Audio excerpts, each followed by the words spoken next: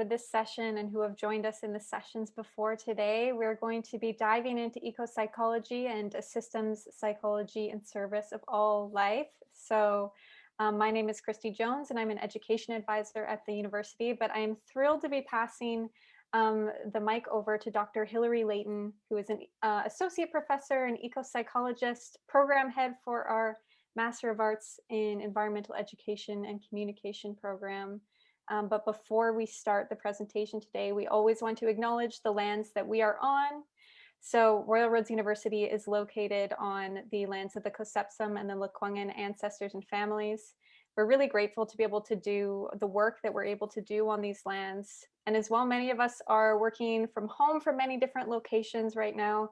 And I just want to take this moment to each recognize the lands that we're all collectively on.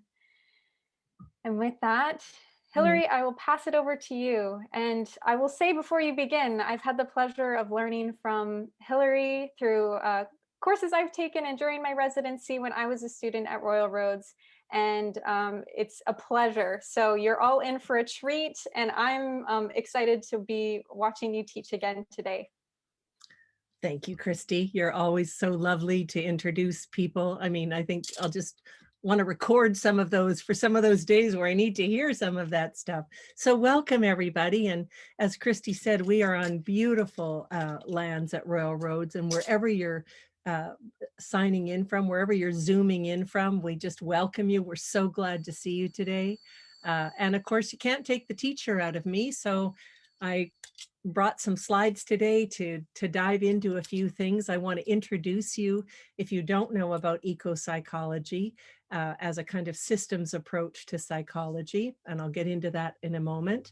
And I'm going to give a little systems thinking primer for people who might not have had that background. And then, you know, how do we all fit in terms of the world? What's our ecological identity? That's really a key component we'll cover. And we'll do some activities. We'll have some small discussions. We'll have some breakout groups. We'll have a final discussion and some shared learning. And so, Christy, I just want to invite you the whole time that if you see chats and things coming up, maybe if you want to let's just keep it really light. So if you want to bring that in, and maybe when it comes to breakouts and stuff, we can just work together to make that function really well for everybody. So maybe people could put in the chat where they're the lands that they're they're from, and their names, or something they love about those lands. It would be great to just hear some of that as we go along. So I just want to say, I'll let somebody else in here. I just want to say, so the traditional welcome that we do, the acknowledgement of the land, and what in Canada we say First Nations peoples. We say, well, why is that important? Well, in terms of ecopsychology, there's an incredible alignment with First Nations principles. And while I don't pretend to know all 630 First Nations in Canada and what their principles might be, this is kind of the overarching common threads that stem from purpose and place and identity and culture and language. When I say we share these values, that everything alive, everything in the world is alive and speaks. And I mean, speaks its own language, doesn't necessarily speak English, but has a voice and has a purpose. And there is a deep interconnectedness to everything on this planet, but sometimes we can't see those connections, so it's hard to know about it. Every one of us has a purpose in this whole ecology, and when we see species that are declining or extinct, then we realize that it puts us all in peril because we all need each other. And, there's a beautiful adage: if you don't know where you belong, if you don't know where your people are, where your lands are, then you can feel very lost and very isolated. And then there's a sacredness to all of life, that we value all life. And there's no life that's less than any other life, from the banana slug in the forest that we have here, to the winged ones, to humans, to the jellyfish in the ocean, that every single one of us has a purpose in this ecology. And then finally, that there's a beautiful way to transmit knowledge, which is stories and storytelling. And many First Nations believe that there's stories within stories within stories. And in other cultures, we might call that myth, that there's large stories going on all the time as we're living our smaller stories in our lives. So just honoring that as a way to remember that these stories always carry on and always teach us. So, oh, here we go. I have no cursor at this point. Here we go. So I usually like to start by just saying, well, what is ecopsychology? You know, what does that really mean? So if we unpack the word, the etymology of it, the word eco comes from Greek oikos, which means home, or I mean, I might stretch it and say world, because the world is our home. And psyche, of course, also comes from Greek, and it means breath or butterfly or soul. So we'll take soul. And logos, Logos, is to study or to know something. So we could loosely translate ecopsychology to world soul knowing, to knowing the soul of the world. So kind of a soul to soul conversation between humans and nature. And instead of being, you know, someone who is, you know, in or on the world, it's that we are actually the way the world experiences itself in human conscious form. We are world. So this is why I call ecopsychology a systems approach to psychology, because it moves beyond the traditional psychologies and really starts to look at our systemic separation that we've had from our intimacy with the natural world. And we extend the psyche out from just sitting in a session room as a counselor and a client, where we'd say your soul is here inside of you, to a world that's ensouled. So we see a more of an embodied conception of humans, not only found in our recovery to wholeness and our maturation, but considering our vital connections that we need within a living system dependent on all of its constituent parts for its health and for its wholeness. So we move beyond treating the individual psyche, and we move into a more holistic sort of systems approach that really originates in the biology, the biological ecological models, and aligns beautifully with the perspectives of Indigenous cultures. So with the earth in mind, I run a program called the MA in Environmental Education and Communication, and we look at ecology as a kind of subversive science. And what I mean by subversive is Neil Everton in 1993 wrote a wonderful book called The Natural Alien.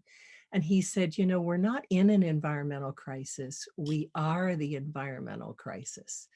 And what he meant by ecology as a subversive science is that it's this idea of our interrelatedness and these open connections that we have with the world, but they're invisible. That's why it's subversive.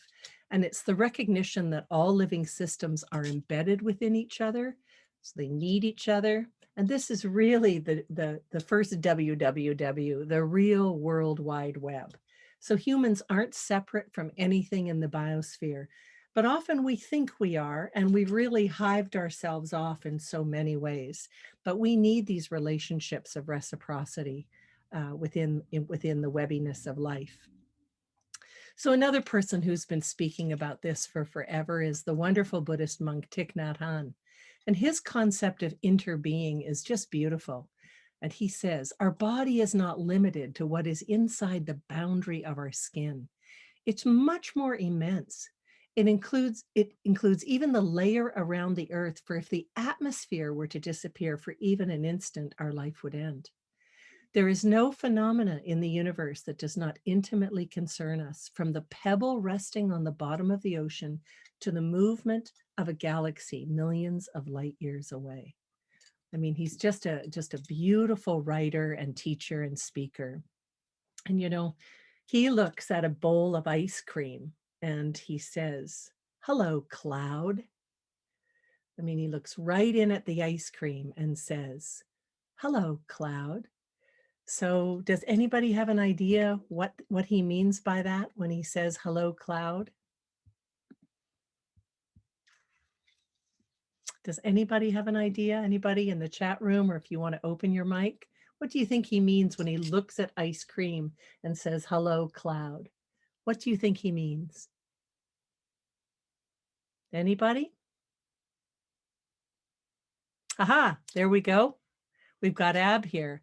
Cloud, water, cow, milk, ice cream, interconnectedness. Right. And N. Briggs says identity, and Christy Joan, that's it. It's all related. So there you go. What a beautiful way to trace the invisibles. He's pretty marvelous. So let's just use a metaphor for a minute to trace some of these things even further into the system of, let's say, the grizzly bear. So in a systems approach, we'd say the grizzly bear, and this is a metaphor, right? This is us thinking about this in poetic terms. The grizzly bear is 5% fur and claws and teeth, but the grizzly bear is 95% forest and meadows and salmon streams. Because without the forest and the meadows and the salmon streams, the grizzly bear could not survive. So he needs to be within that system, within that context to actually survive. So the question I want to ask you guys, if the grizzly bear is 95% forest, meadows, and salmon streams, what's your 95% made of? Maybe you could put that in the chat room. What are you made of? What's the context of what you're made of? Okay, water, culture, caught in the rain without an umbrella. You are more water than not water. That's right.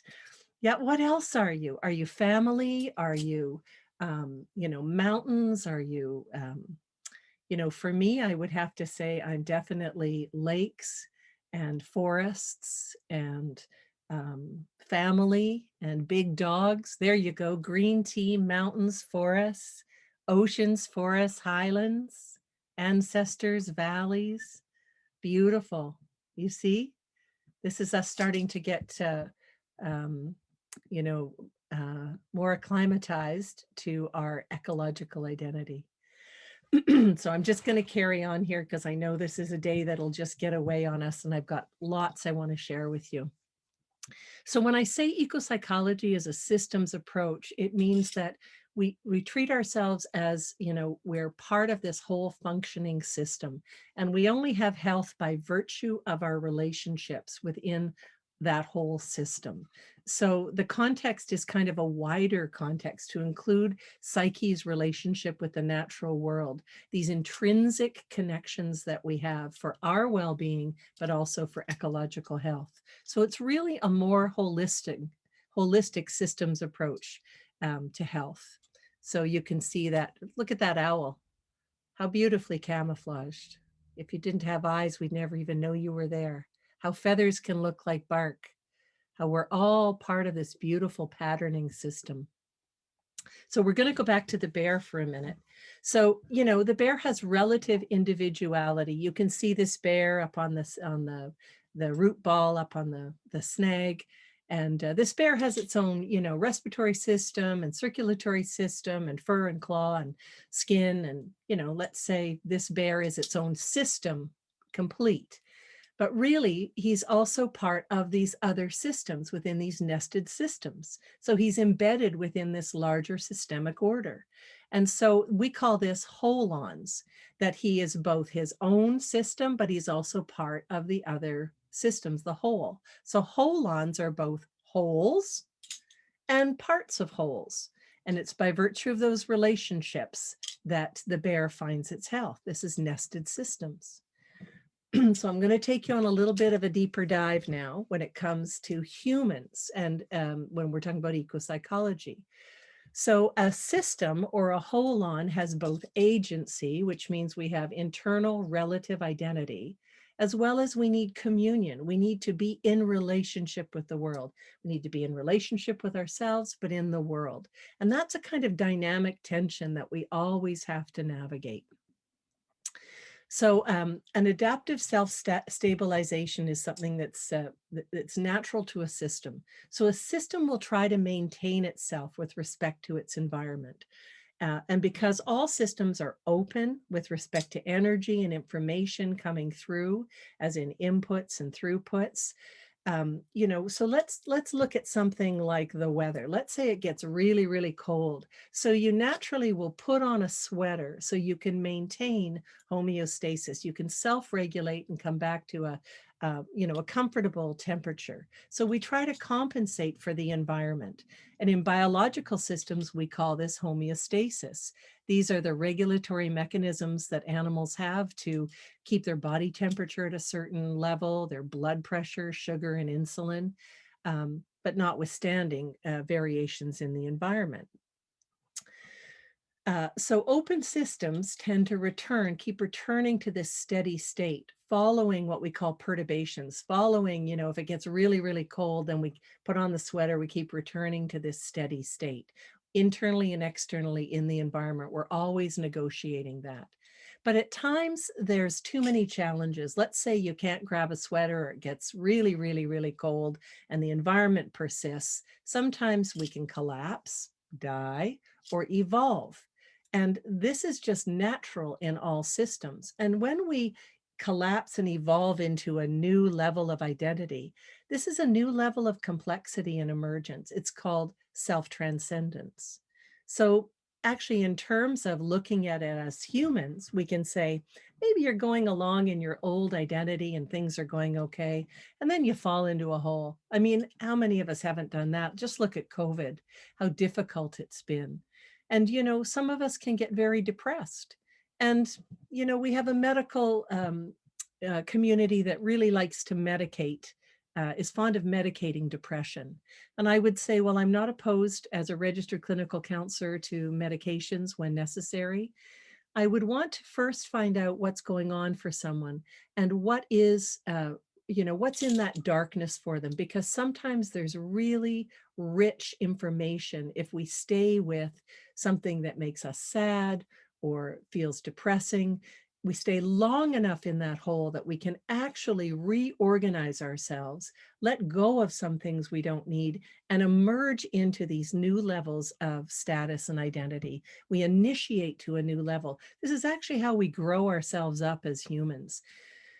But if we go in and medicate or say, oh, you shouldn't be depressed, and we try to cut off those low ends of the algorithm, then we're really cutting off part of our ability to have full feelings and live a full human life.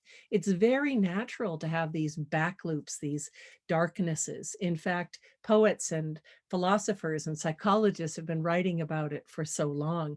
Necessary darkness. But who wants it? We don't want to necessarily turn toward it. You need good guides there too. Often you need somebody to accompany you in the darkness. So let's look at this darkness in terms of natural systems. So Panorky Theory was created by Gunderson and Hollings. And let's look at it in terms of a forest, let's say. So there's a forest that at the top, be the left-hand corner of your screen. Let's say that big mature forest on the right-hand side of that top box, the conservation box, is really thick and mature, and nothing much is happening in that forest. Well, because not much is happening, things can't live and die, it starts to get a little bit unwieldy, and it takes nothing except a beautiful forest fire to come ripping through and take out that entire forest because it's so darn dry under there. And people say, oh my gosh, that's the worst thing that could happen. But not necessarily. I mean, we're talking about natural fires too here in this process, because this back loop, this darkness, this release stage allows something else to happen. Certain seeds will pop that have never popped before. Nitrogens are released in the soil. So something else comes, a reorganization, a kind of fractaling into a different kind of forest that will come up, and it will come up eventually. And so it goes into this loop again where it starts to be another different kind of a forest, and it's new and there's lots of growth. And then of course it goes back into conservation. So this is a natural process over time. And Panorky was named for the god of nature, Pan, because this model describes how systems function, transform, adapt, collapse. But because we're also systems, we do the same. We transform, we adapt, we collapse. We just have to get more used to that in our lives. Sometimes it moves long and slow, like whole societies that take a long time to collapse and reorganize. Sometimes it's quick and fast. It's like you're having a, kind of a terrible day and you go down a bit and then you come back up a bit, so there's all kinds of ways these fractals are unfolding. So when we look at this process called holarchy, this is where holons are wholes and parts. I love this picture because it shows you how easily these things are nested together. And these are nested systems. I just don't know how anybody carved that. But these are interdependent components that need each other. So here are some points to consider. Whoops, I see somebody wants in. All complex systems, human and biophysical, experience relative stability, collapse, and reorganization. It's just natural. And many of our current political, economic, and biophysical systems are now highly unstable, have reached a tipping point, and are ready to collapse. And we've seen this with COVID. We've watched things collapse. I used to have to look for examples when I teach about ecopsych and systems, but I don't have to stretch very far anymore because everybody's seen what can happen when we've got perturbations to the system and we go into these back loops. In fact, you could say we've been in a back loop for about 18 months worldwide. So sometimes we need what we say in psychology is a breakdown to break through. So we break down the old mechanisms, the old systems to break through at both the personal and the collective level as a necessary experience. And we know when systems are highly unstable, it doesn't take much to tip them over the edge. Look at something like COVID. It didn't take much to tip everything over the edge and stop us. And you look at someone like Greta Thunberg. I mean, where did she come from? And she tipped all of our thinking over the edge. She just, we were ready for her. She came in right at the right time. So this is all based on the notion that the status quo is unsustainable. We can't live in the ways we've been living. And so perhaps we need something like a creative maladjustment for a more sustainable and compassionate and kind, healthy, connected society. Maybe instead of trying to adjust to what we've got here because it's not working, it's a bit of a sick society, we need this creative maladjustment. So the main context of ecopsychology is that nature is teacher, a reflective mirror, in my field, a co-therapist, a companion, but is the pattern maker. And so what we do to the one, what we do to ourselves, we're doing to nature because we are nature. We're a part of it. We're not apart from it. But what we do to that river, we're doing to ourselves because water is our life source. So we have to start seeing the world as alive and full of personhood and full of sentience, because we're all made from dead stars a long time ago, star stuff. We're all patterned after the same, we all share the same patterns, the atoms and molecules and organelles, and, we just have different configurations of them, but we have an ecological identity. So I'm now going to just send you off to breakout rooms for a minute. You're going to be with some strangers in those breakout rooms, but I'm going to ask you now to just speak very briefly, and you only have a few minutes, about 3 or 4 minutes, to speak about your earliest childhood experiences in nature or something that you love to do in nature. Just taking a moment or two to just remind yourself of something you loved doing when you were a little kid, before you got responsibilities and before you had to grow up, just something that really you love to do. Did you build forts? Did you make a raft down a river? Did you, have a certain pet? So just thinking about, or it could be also something that you did as an adult, just something that you've really loved doing. Hi, everybody. Welcome back. I hope you had enough time to, speak to each other. I know this is very, very brief, just to give you a little taste of what this is like. But, if we start looking at these early threads of our powers and, our passions and our proclivities, sometimes we can ask ourselves, is this close to the work I'm doing in my life? Is this something that really ties into my purpose, that I know I'm here, to contribute to the world. And sometimes it is tied into something called our soul's code, what we come coded with, what we come naturally leaning towards. So it's just a way to start looking into some of those early things we might have missed. That we get busy and we get jobs and we have families. And, it's good to remember really who we are, because it leads into what Arne Ness talks about when he talks about deep ecology and the ecological self. And he was a famous Norwegian philosopher, and coined the phrase deep ecology rather than shallow ecology, not just looking at the world as it is, but going into this depth and going into this deeper connectedness, our interconnectedness.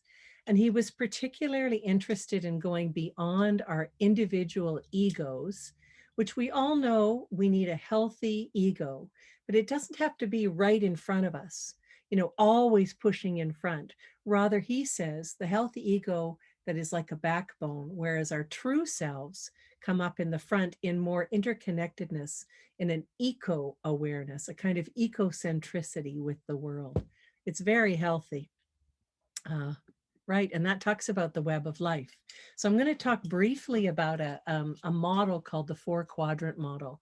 And this really deserves an afternoon talk, but I'll just briefly say that for the most part in our society, we look at that right-hand side. We look at the physical body. You could see me here in a physical body. I have a material body and a brain, and, it's what we can see. So what we see, we believe. And then also I'm within systems. I'm in my home, I'm in my town, I'm working at the university, I'm in the country I'm in. So what we can see, this is the it and the its. But what we're missing most of the time, because we can't see it, because it's subversive, just like the web that we're a part of, are my thoughts, my dreams, my sensations, my emotions, my perceptions. And that's what's often missing when we're making judgments, or we're planning for things, or we're solving problems. And then again, deeper, further still, is the subjective we, is the intersubjective part, which is my shared values, my language, my cultural background, my ancestry. We don't see any of that when we're looking at someone and judging them. So in the 4-quadrant model, we say, let's take into consideration everything here, that we have agency, which is internal, my experience of myself, both the physical and the internal, but also I have communion with these larger nest systems I'm a part of and my ancestry, and that we need it all in order to consider a full life, all systems, all levels, all quadrants. This is the collective. We've been looking at the individual and what we could see for so long, but we've missed so much. So I'm just going to say, I'll go back to holons and sentience for a minute. We now know, we've had lots of people talking about lots of evidence about forest research. Stefano Marcuso at the University of Florence, Dr. Suzanne Samard at UBC, who's coming to lecture this summer for us, the German forester Peter Wallerben, and Diana Beresford Kroger, knowing that trees nurture each other. They actually speak with each other and communicate through the mycelia, through the hi-fi networks, and they have the ability to listen and respond, kind of think, perhaps even, says Diana, dream. And so that is a very, subversive kind of way of looking at trees. But this level of sentience, all these scientific evidence is now starting to point toward a level of sentience, and ability for trees to feel and be aware of their environments, to send out signals when there's attackers, to send out nutrients to those who need it, who are ill. When the old ones die, they release their nutrients to the young. I mean, this is pretty interesting stuff. This is about the different kind of intelligence we haven't looked at.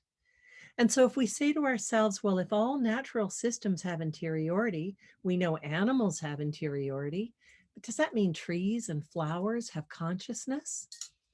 What about mountains? Do rocks have a soul? Well, I can tell you that for 99% of human history, we did believe the world was enchanted and alive. It was called anima mundi. The world had a soul.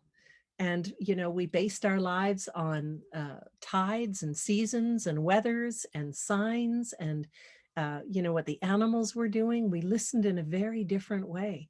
And we've lost a lot. We've forgotten a lot of how we are connected in this webby system. We live in an urbanized world, and it's taken us away from so much of the natural rhythms of life. In Canada, 80% of our of us are urbanized, and we spend 90% of our time indoors. I bet this is an older study. I bet now we're almost all the time indoors when it comes to COVID. Um, and children, particularly, what's worrisome is they're spending so much time on devices that there's been studies about the prefrontal cortex shrinking when a child is between the ages of 3 and 6 if they have too much screen time. And that actually isn't the part of the brain that's elasticized and grows back. So, we have to really be careful what we're doing. But there's lots of evidence, and I'll just go through this briefly. People recover in hospitals quicker if there's a tree outside their window. We know students' test scores improve. We know moods change for the better. There's job satisfaction if you have a window in your office and, trees. People have reduced systems of anxiety and ADHD and ADD. And there's been a real resurgence in going into the forest and doing things like forest bathing. Although I'd be very careful about taking a bath in the forest and really instead inviting a relationship with the forest rather than just going in, taking what we need and leaving, because that's the way we've been for too long. So there's a wonderful scholar named Robin Wall Kimmerer. She's a Potawatomi Citizen Nation a member, and she wrote a beautiful book called Braiding Sweetgrass, which is one of our favorite books. And what she says in her language is while they have pronouns for he and she, they have no it. They only have ki, which means of the earth. So they couldn't say that tree it. They'd say that tree ki, that tree of the earth. And so the plural of that is kin, which, means relative. So that's kind of beautiful. So when you're going to take down a tree, you might still chop the tree down to build your house, but you'd look around and see whose relatives were, what kind of family system it was part of. Is it the oldest tree? Is it the best tree? You would always leave that for regeneration. And so you'd kind of have a conversation with the tree and the tree community. And because they're your kin, instead of a natural resource, they're a natural relative. And traditional peoples always saw this subject to subject communion. But, we've commodified the world and we've forgotten a lot. So maybe that 4-quadrant model would be more like an I, thou. It's not an I, it.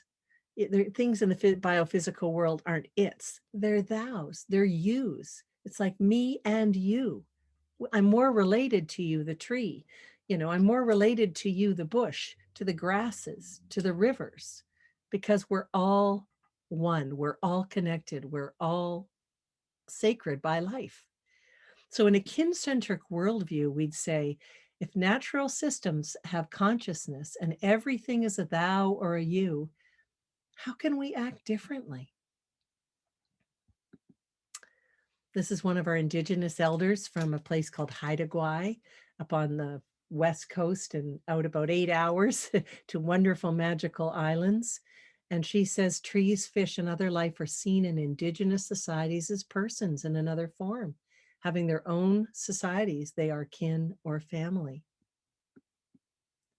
And one of my great teachers, Joanna Macy, she says, we're not really in an environmental crisis. We're in a crisis of perception that we see ourselves as separate.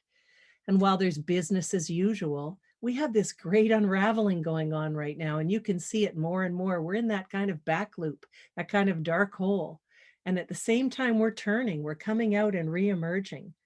And this requires a different idea of our sense of self in relationship to life. We must proceed with empathy and compassion for all living beings. And she also offers wonderful activities with nature as a mirror and nature as your wild and wise relative. She says, we have to just leap. We have to let our moral imaginations leap, just like we're children playing again, to really remember how connected we are to the natural world and how important that is. And her work is really beautiful.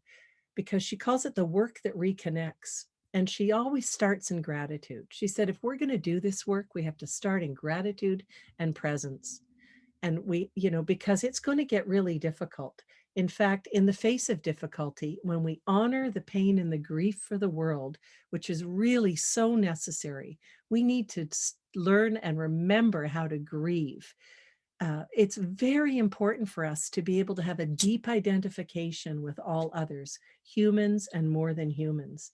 And when we have healthy grieving over continued losses in this forever altered world that we're a part of, well, our compassion expands, and then we can hear the stories of others. And even people whose motivations run counter to our own, we can listen in a different way. And then we start to see the world with new eyes. We start to have a kind of refreshment, especially if we've wept or we've wailed or we felt angry or we've expressed our fear or our emptiness, even the feelings that we don't have feelings, we can feel shame about that.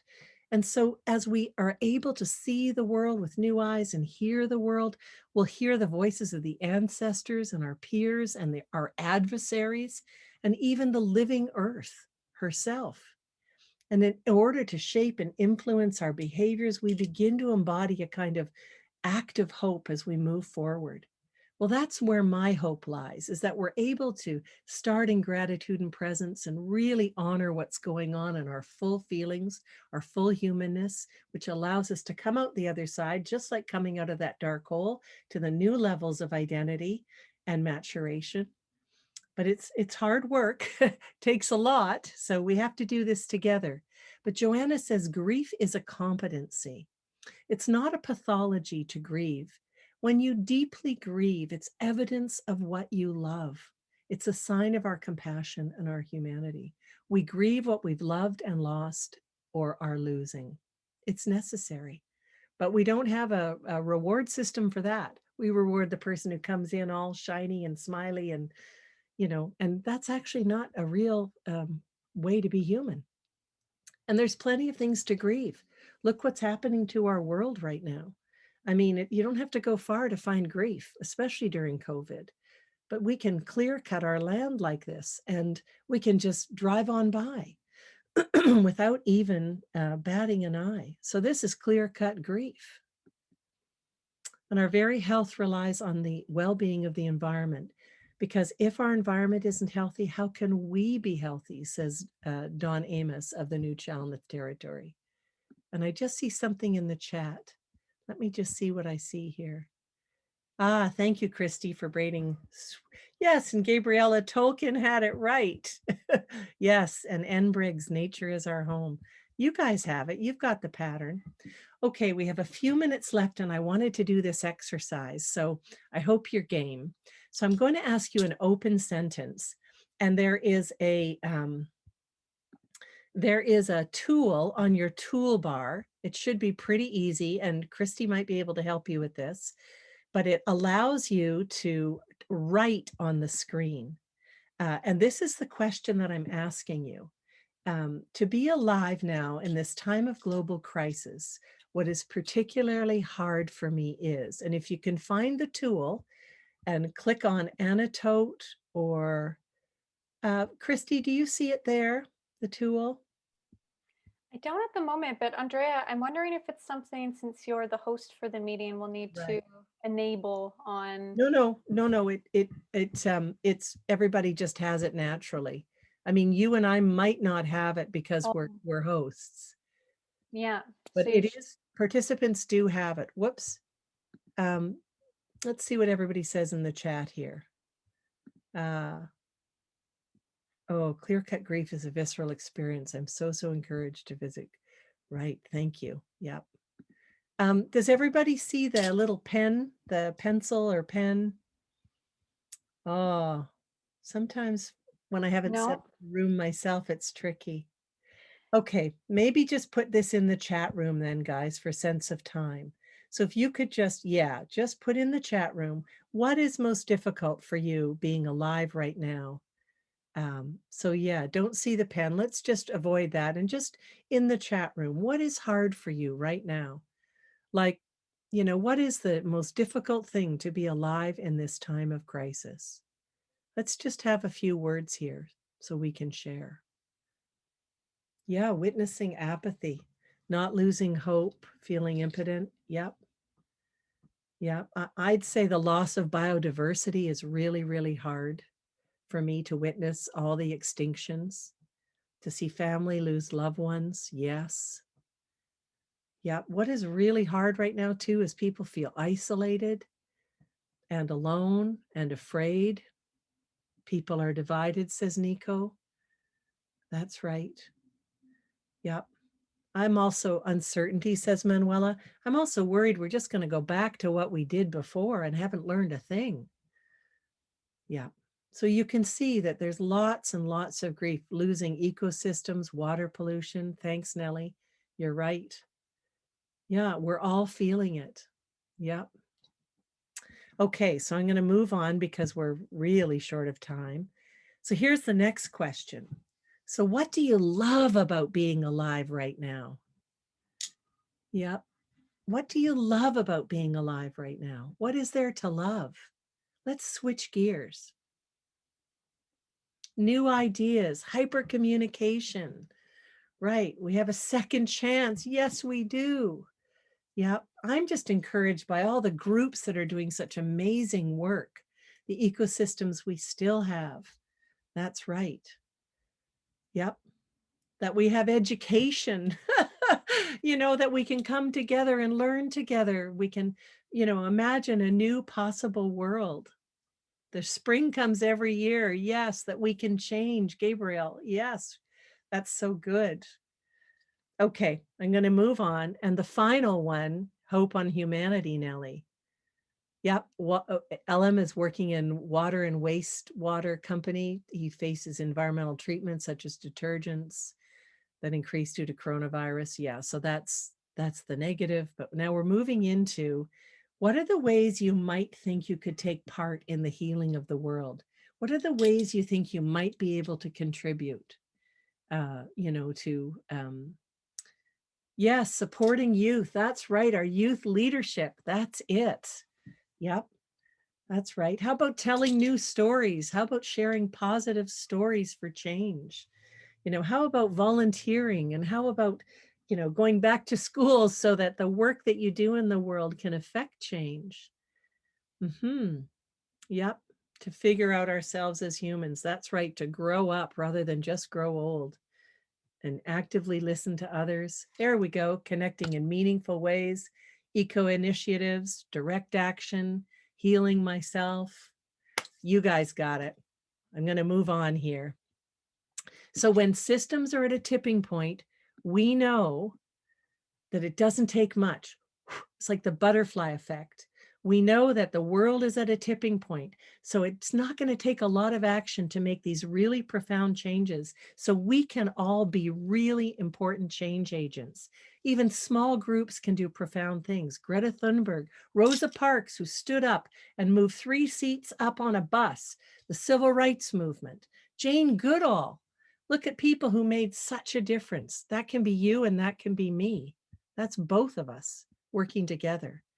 So while something looks destructive, remember something is being born at the same time.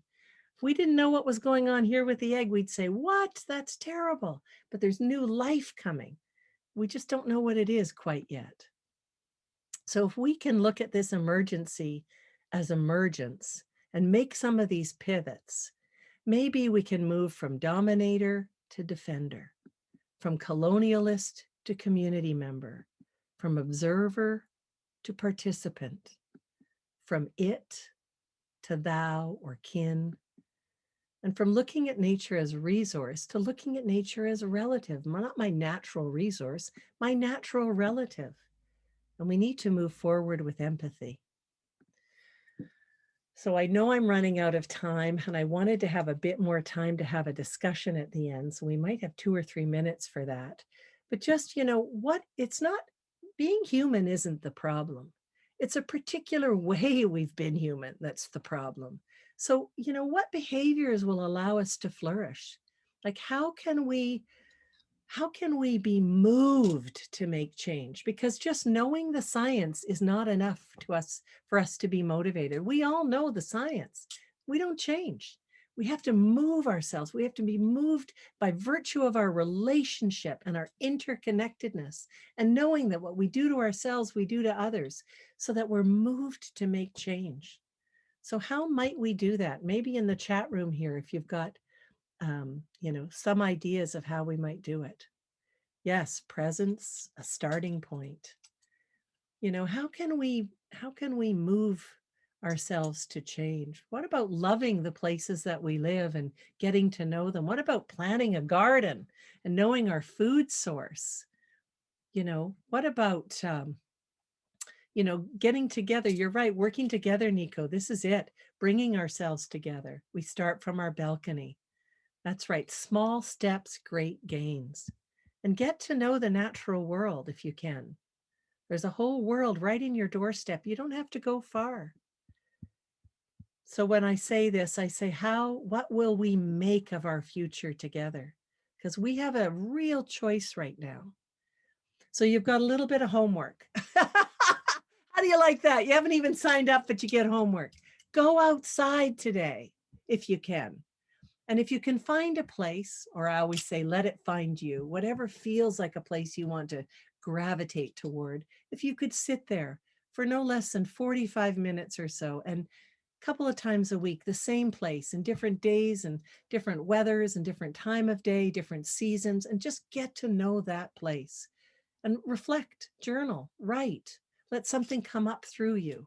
But first you've got to ask permission, because the world is alive and full of persons, tree people, grass people, rock people. So you don't just plunk yourself down. This is the leap of moral imagination Joanna talks about. Ask that rock, do you mind if I sit on you for a while? And you can always say, who are you, rock? Who are you? And just listen. And you say, this is crazy. And I say, well, maybe this is the maladjustment we need, the kind of crazy we need a little more of. Or if that feels like too much, you can just take a walk and do it in praise, in gratitude and presence, praising what you see, the tiniest buds that are coming up, the bird that's flying by, anything, even in the city, something growing up through the cracks, just admiring what's happening in a natural way. Early morning is good for that.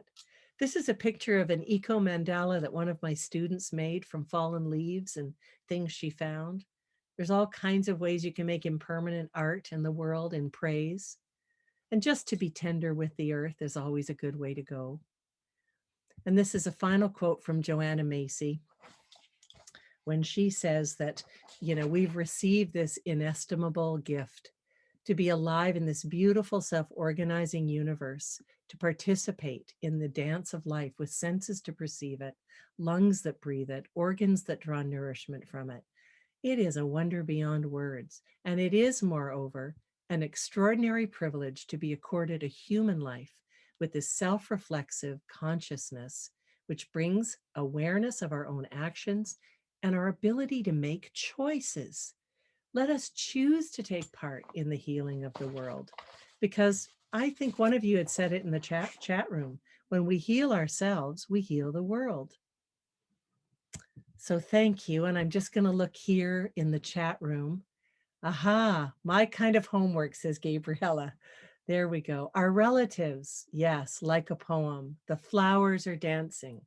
That's right. Thank you, everyone. Yes, thank you so much. It's just, I wished we had more time, but we have another group coming in. But I will end with a poem because I can.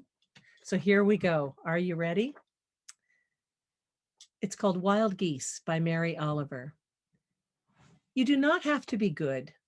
You do not have to walk on your knees for 100 miles through the desert repenting. You only have to let the soft animal of your body love what it loves. Tell me about despair, yours, and I will tell you mine. Meanwhile, the world goes on. Meanwhile, the sun and the clear pebbles of the rain are moving across the landscapes, over the prairies and the deep trees, the mountains and the rivers. Meanwhile, the wild geese, high in the clean blue air, are heading home again. Whoever you are, no matter how lonely, The world offers itself to your imagination, calls to you like the wild geese, harsh and exciting, over and over announcing your place in the family of things. Thank you, everybody. Yep, it's just been lovely to be with you. I'm sorry it's so short. Thanks, Christy.